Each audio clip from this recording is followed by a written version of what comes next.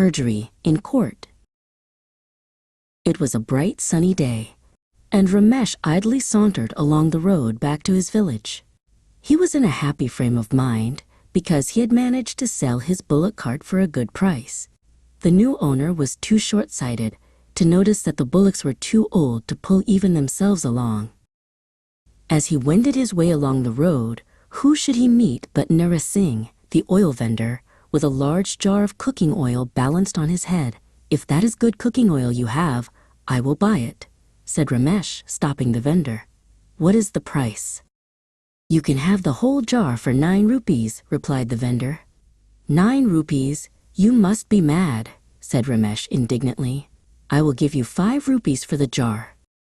"Why not offer 1 rupee and be done with it?" retorted the vendor, who was fed up with people haggling over his prices. "I'll stand no cheek from you," shouted Ramesh, waving his walking stick under the vendor's nose. Poor Narasing the vendor tried to step back, but in doing so stumbled and sat down on the ground with a thud. His precious jar of oil rolling into the ditch, splattering oil everywhere. "Serves you right," shouted Ramesh, and went on his way chuckling merrily to himself. A few minutes later, Arjun, a ne'er-do-well, who fondly believed there were easier ways of making money than by working, came along the road and stopped when he saw the oil vendor sitting by the roadside, bemoaning his loss. "What is the matter with you?" he asked. Narasing told Arjun of his argument with Ramesh, and how he lost all his oil. "Wait a minute," said Arjun thoughtfully. "You can easily get your own back on this Ramesh. We will go to the magistrate and complain that Ramesh attacked you and beat you with his stick. I will back your story, then Ramesh will certainly be made to pay you damages." Narasing thought this would be a fitting revenge, and the 2 conspirators, picking up the empty oil jar, eagerly wended their way to the village where Ramesh lived. On the way, Arjun suggested that they should share whatever damages that were awarded, but in the meantime, as an act of good faith, Narasing should advance him 5 rupees.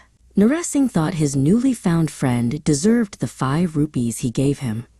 When they arrived at the magistrate's court and lodged their complaint, Ramesh was sent for. When Ramesh arrived at the court and listened to the story the 2 men recited, his face was a study.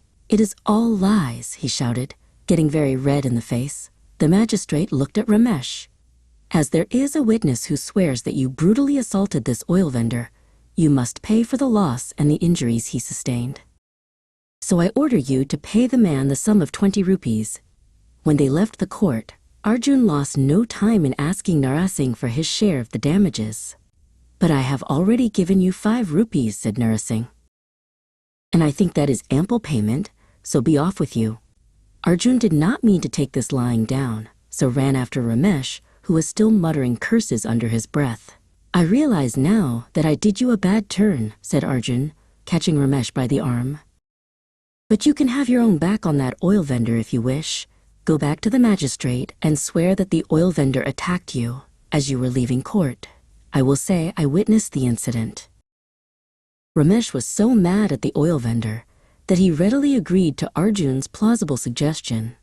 So back to the court they went and spun a blow-by-blow account of the oil vendor's murderous attack on Ramesh. The magistrate listened patiently to this lurid story, then sent an officer to bring the oil vendor back into court. When the oil vendor made his appearance, the magistrate seemed quite content to sit back in stony silence and listen to the 3 men give their version as to what occurred. Now this magistrate was allergic to lies. Just as some people break out into a rash if they come near a cat or a strawberry, so did deliberate untruths revolt the magistrate. He had heard far too many lies in his time, and he was hearing far too many now. Banging his fist on his bench, the magistrate glared at the 3 men. "I have listened to 2 cases involving you 3 men, and in both cases, there has obviously been perjury." "But I assure you," stated Ramesh.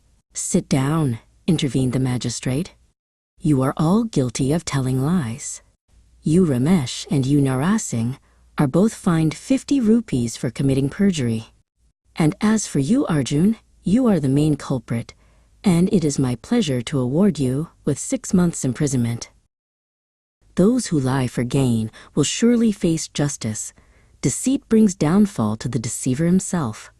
The magistrate's verdict taught all present that truth prevails above all deception. Falsehood may bring profit for a day, but never peace of mind.